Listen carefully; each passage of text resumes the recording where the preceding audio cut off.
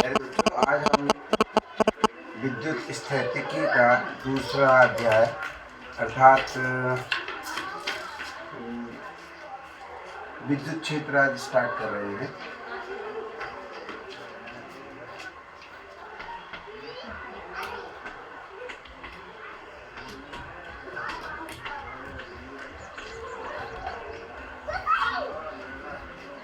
देखिए, विद्युत क्षेत्र क्या होता है।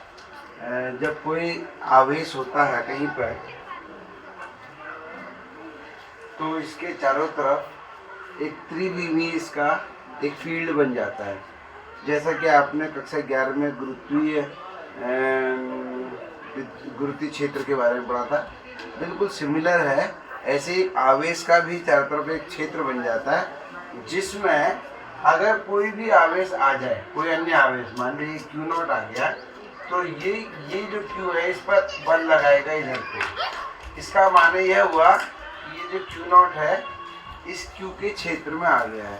तो हम ये कह सकते हैं कि Q का क्षेत्र यहाँ तक है। ऐसे ही अगर मैं इस Q को और यहाँ पर रखूँ तो मैं पाऊंगा कि ये जो Q है उस Q0 पे वहाँ भी बल लगा रहा है। तो मैं इस Q0 को कहाँ तक ले जा सकता हूँ, कितनी दूर तक, तो मैं आप देखेंगे कि मैं इस Q0 को केवल अनंत में जब रखूँगा तभी Q इस पर बल नहीं लगाएगा, वरना Q अपना विद्युत बल इस Q0 पर दिखाएगा। अतः मैं कह सकता हूँ इसी प्रकार से इस दिशा में, नीचे, इधर, चारों ओर को त्रिविमीय, इसका माने इस आवेश का जो विद्युत क्षेत्र है वो अनंत तक फैला है, क्योंकि अनंत तक ये आवेश Q किसी दूसरे आवेश पर अपना बल लगा सकता है। और जहाँ तक कोई आवेश किसी दूसरे आवेश पर बल लगा पा रहा है, इसका माने वो उसके फील्ड में है, वो उसके क्षेत्र में है। तो एक बात तो यह है कि क्षेत्र क्या होता है।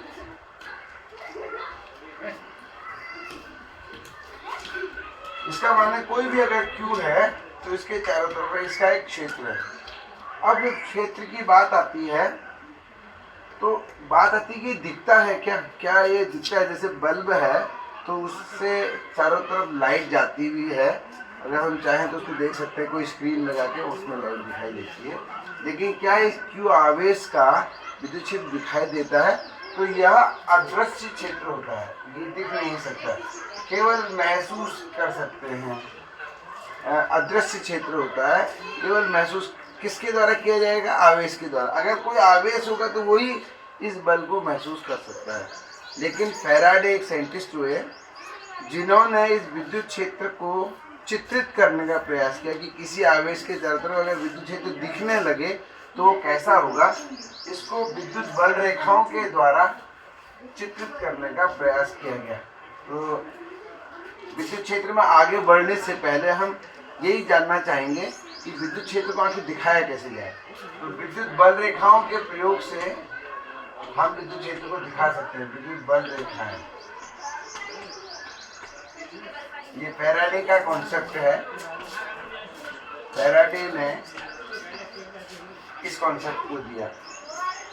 विद्युत बल रेखाएं क्या होती हैं? पहला उपयोग तो इनका हो गया कि विद्युत क्षेत्र को चित्रित करने के लिए, विद्युत क्षेत्र को आप इनकी सहायता से चित्रित कर सकते हैं, चित्रित कर सकते हैं।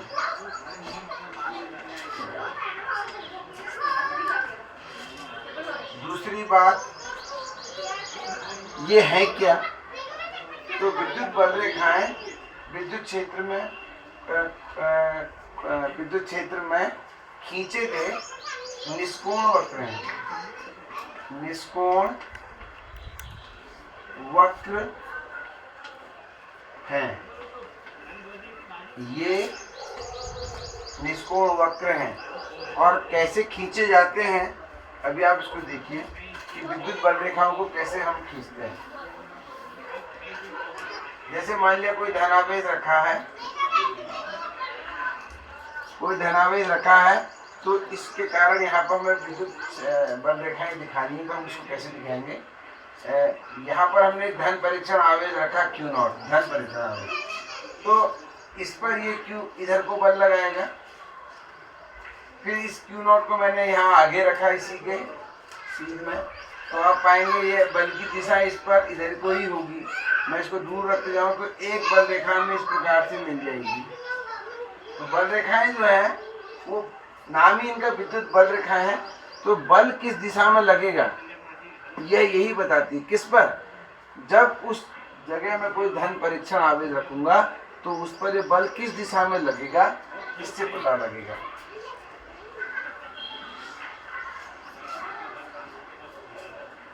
अगर मैं धन परीक्षण आवेश को यहाँ रखूं तो बल इस दिशा में लगेगा, यहाँ रखूं तो बल इस दिशा में लगेगा। तो ऐसे ही ये बल रेखाएं मैं चारों ओर को खींच सकता हूँ। तो ये जो है इस प्रकार से विद्युत क्षेत्र इस प्रकार का होगा। ये बल रेखाएं ध्यान रखना है, ये बल रेखाएं हैं, ये धनावेश की गति की रेखाएं नहीं है। अर्थात अगर मैं Q0 आवेश यहाँ रखूं उस पर बल तो इधर को लगेगा, लेकिन क्या वो इधर को गति करेगा या नहीं करेगा ये कई और कारकों पर भी निर्भर करता है। इसलिए आप इसको गति की दिशा मत मानिएगा, आप ये मानिए कि इस दिशा में बल लग रहा। मान लिया मैं Q0 आवेश को यहाँ रखूँ तो उस पर इस दिशा में बल है, क्योंकि ये धन को प्रतिकर्षित करता है। तो इस दिशा में बल, यहाँ रखूँगा इस दिशा में। अगर यहाँ रखूँगा तो Q0 आवेश को तो किधर को बल लगेगा? इस दिशा में बल लगेगा। तो ऐसे करके हमें बल रेखाएं प्राप्त होगी। तो बल रेखाएं किस प्रकार से खींची जाती हैं आप लोगों की समझ में आ गया होगा। एक एग्जांपल और मैं इसमें देता हूँ। अगर -Q आवेश है तो बल रेखाएं मुझे खींचनी है। मैं अगर Q0 आवेश को यहाँ रखूं, अभी भी मैंने धन परीक्षण आवेश ही लिया है Q0, तो इसको जैसे मैं यहाँ रखूंगा ये -Q0 इसको अपनी ओर खींचेगा, यानी कि इस दिशा में। अगर मैं यहाँ रख दूं तो भी इस दिशा में। तो अब बल रेखाएं देख रहे हैं आप किस तरफ आ गई हैं। अब बल रेखाएं इस तरीके से नेगेटिव आवेश की ओर को आ रही। इसी प्रकार से यहाँ रखूंगा तो ऐसे बल रेखा आएगी ऊपर से इस प्रकार से।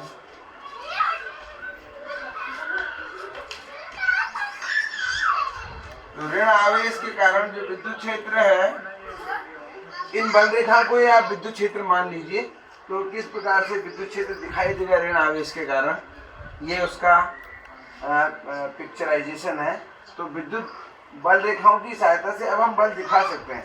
हम ये बता सकते हैं विद्युत क्षेत्र कैसा होगा। ऋण आवेश के कारण ऐसे होगा अंदर को, और धन आवेश से तो बाहर की ओर को होगा। लेकिन अगर दो आवेश हैं, दोनों आवेश धन भी है ऋण भी है, तब इस प्रकार से होगा। मान लीजिए धन आवेश है और इधर ऋण आवेश है। तो धन आवेश से लाइनें बाहर को निकलेंगी बल रेखाएं, और ऋण आवेश की ओर आएंगी। तो इस प्रकार से हो जाएगा।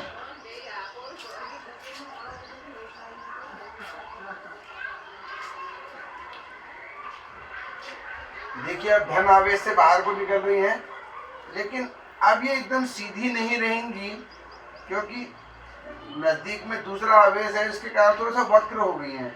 इसीलिए हमने शुरू में लिखा है कि इस निष्कोण वक्र, निष्कोण का माना है स्मूथ। जैसे कोण वाला वक्र ऐसे होगा, ये कोण हो गया। निष्कोण का माना है स्मूथ, तो ये निष्कोण वक्र है। इस प्रकार से अगर धन और ऋण होंगे तो इस प्रकार से बल रेखाएं होंगी। अब बात आता है यदि धन और धन होंगे, यदि एक धन है इधर भी दूसरा धन है, तब कुछ बल रेखाएं कैसी होंगी? तब ये बल रेखाएं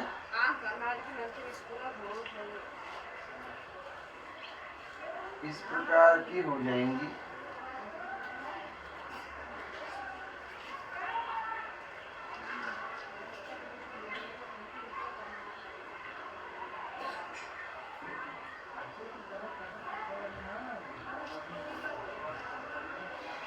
अभी इसका स्पष्टीकरण मैं आगे दूंगा। इस प्रकार से मुड़ जाएंगी ये बल रेखाएं, आपस में एक दूसरे को नहीं काटेंगी। ऐसा क्यों होता है इसको भी हम समझते हैं। तो इस प्रकार से दो धन आवेश अगर होंगे तो उसके कारण जो विद्युत क्षेत्र है उसका चित्र किस प्रकार का बनेगा, ये आप लोगों के लिए मैंने यहाँ पर स्पष्ट किया है। अच्छा, अब देखिए अगर विद्युत क्षेत्र है तो निश्चित रूप से बल रेखाएं तो होंगी। हमें इनको खींचना पड़ेगा। खींचने का तरीका मैंने बताया।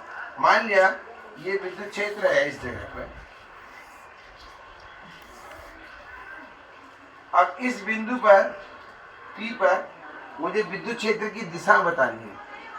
अगर मुझे इस बिंदु P पर विद्युत क्षेत्र की दिशा बतानी है और बल रेखाएं मैंने खींची हैं उस जगह पर, तो उस बिंदु पर जो भी बल रेखा जा रही है उस पर एक स्पर्श रेखा मैं खींचूंगा। तो स्पर्श रेखा की जो दिशा होगी ये, इस बिंदु पर विद्युत क्षेत्र की दिशा यही कहलाएगी। यानी कि किसी बिंदु पर विद्युत क्षेत्र की दिशा क्या होगी, उस बिंदु से गुजरने वाली बल रेखा पर, उस बिंदु पर हम एक स्पर्श रेखा खींचेंगे और जो भी स्पर्श रेखा की दिशा होगी वही बल रेखा की दिशा होगी। इस प्रकार से किसी बिंदु पर हम विद्युत क्षेत्र की दिशा बता सकते हैं।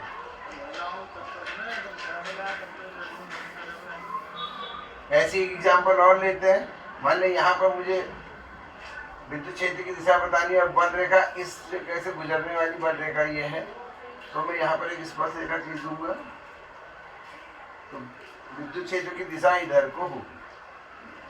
जैसे कि आपकी समझ में आ रहा है, this will be the direction of electric field at this point. तो और भी इसकी बहुत सी और भी गुण हैं। एग्जाम्पल के लिए, जब विद्युत क्षेत्र है तो विद्युत क्षेत्र से संबंधित फिर बात ये आती कि कितना प्रबल है विद्युत क्षेत्र, कितना स्ट्रांग है। जैसे बल्ब के नज़दीक हम जानते हैं लाइट की जो तीव्रता होती है वो ज़्यादा होती है, दूर जाते जाते हैं तो उसकी तीव्रता कम होती जाती है। तो इसको हम विद्युत, जैसे कोई आवेश है इसके कारण विद्युत क्षेत्र तो बन गया, लेकिन वो विद्युत क्षेत्र इसके नज़दीक कैसा होगा, दूर कैसा होगा, इस प्रकार से इसको हम कहते हैं प्रबलता, कि विद्युत क्षेत्र कितना स्ट्रांग है। तो किसी भी जगह पर, मान लिया ये विद्युत क्षेत्र है और मुझे इस बिंदु पर विद्युत क्षेत्र कितना स्ट्रांग है ये बताना है। मैंने यहाँ पर बल रेखाएं इस प्रकार की, यहाँ पर बल रेखाएं हैं। मान लीजिए आपने विद्युत क्षेत्र का चित्रण इस प्रकार से किया है। तो फैराडे के अनुसार अगर आप इस बिंदु पर स्ट्रांगनेस देखना चाहते हैं, इंटेंसिटी देखना चाहते हैं, तो आप एकांक क्षेत्रफल ले लीजिए। यहाँ पर एकांक क्षेत्रफल एरिया, और ऐसे लेना है कि विद्युत बल रेखाएं उसको सीधे लंबवत परपेंडिकुलरली एंटर करें, परपेंडिकुलरली ऐसे एंटर करें। तो ऐसे रख दीजिए। तो इस क्षेत्र से जितनी भी रेखाएं गुजरेंगी, जितनी ज़्यादा रेखाएं गुजरेंगी, विद्युत क्षेत्र उतना ही स्ट्रांग माना जाएगा। प्रोपोर्शनल, समानुपाती। अगर ज़्यादा रेखाएं गुजर रही हैं तो विद्युत क्षेत्र ज़्यादा होगा, और अगर कम रेखाएं गुजर रही तो कम होगा। जैसे अगर मैं ये दो बिंदु ले लूँ, यहाँ P और यहाँ Q, और यहाँ पर भी मैंने एकांक क्षेत्रफल लिया और यहाँ पर भी एकांक क्षेत्रफल लिया है, तो आप देख सकते हैं यहाँ ज़्यादा रेखाएं गुजर रही हैं और यहाँ रेखाएं कम गुजर रही हैं। तो विद्युत क्षेत्र की प्रबलता को हम E से दिखाते हैं। तो E, P पर जो E है और Q पर जो E है, Q पर स्ट्रांग होगा क्योंकि ज़्यादा लाइनें गुजर रही। तो electric field at E strong है इलेक्ट्रिक फील्ड एट P से, तो P पर तीव्रता ज़्यादा होगी। इस प्रकार से फैराडे ने विद्युत क्षेत्र को चित्रित करना और उसकी दिशा बताना और उसकी तीव्रता का जो है तुलनात्मक रूप से उसको बताना कि कहाँ ज़्यादा कहाँ कम है, इसको अपने इस बल रेखाओं के द्वारा बखूबी किया। अब देखिए, जब हम बल रेखाएं खींचते हैं तो ये ध्यान रखना है, कभी भी बल रेखा इस प्रकार का बंद लूप नहीं बनाती। कोई बल रेखा ऐसा नहीं हो सकता कि वो गोल हो जाए। क्यों? क्योंकि ऐसा क्यों नहीं हो सकता? अगर मान लिया ऐसा हो जाए तो कोई बिंदु इस पर हम ले लें, तो इस बिंदु से बल रेखा बाहर को निकल रही है और इसी बिंदु पर आ रही है। इसका माने ये बिंदु अगर बाहर निकल रही तो धन आवेश है, और आ रही है तो ये ऋण आवेश है। एक ही बिंदु धन आवेश और ऋण आवेश दोनों नहीं हो सकता। इसलिए बल रेखाएं कभी भी बंद लूप नहीं बनाती हैं, ये ध्यान रखना है। इसके बाद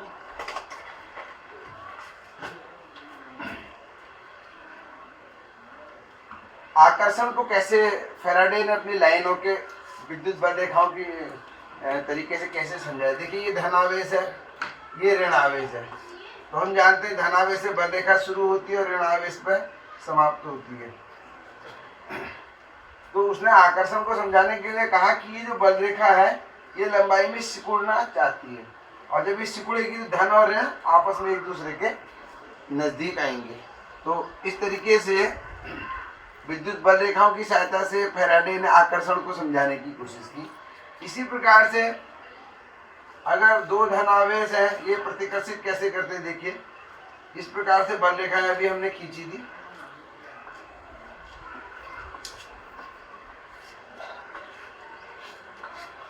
दोनों से बल रेखाएं बाहर को निकलने क्योंकि दोनों धनावेश हैं। तो ये बल रेखाएं आपस में एक दूसरे से दूर जाना चाहती हैं। तो ये इसको धक्का ऐसे मारेगी, ऐसे, यानी कि अगल बगल ऐसे करके पुश करती हैं, दबाव डालती हैं, अगल बगल दबाव डालती हैं। तो इससे उसने जो है दो धनावेश या दो ऋणावेश आपस में क्यों प्रतिकर्षित करते हैं, इसको इस ढंग से फैराडे ने समझाया। तो आकर्षण को समझाने के लिए कहा कि बल रेखाएं लंबाई में सिकुड़ती हैं, और प्रतिकर्षण को समझाने के लिए कहा कि ये आपस में अगल बगल जो है प्रेशर डालती है, दबाव डालती है। इसके बाद आता है कि दो बल रेखाएं आपस में काट नहीं सकती।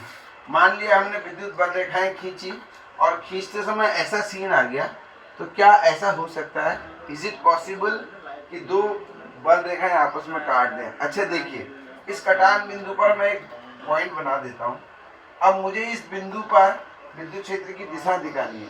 तो हमने बताया था किसी बिंदु पर अगर विद्युत क्षेत्र की दिशा बनानी है तो वहां पर जो बल रेखा गुजरती है उस पर हम एक स्पर्श रेखा खींच देंगे, तो यही विद्युत क्षेत्र की दिशा होगी।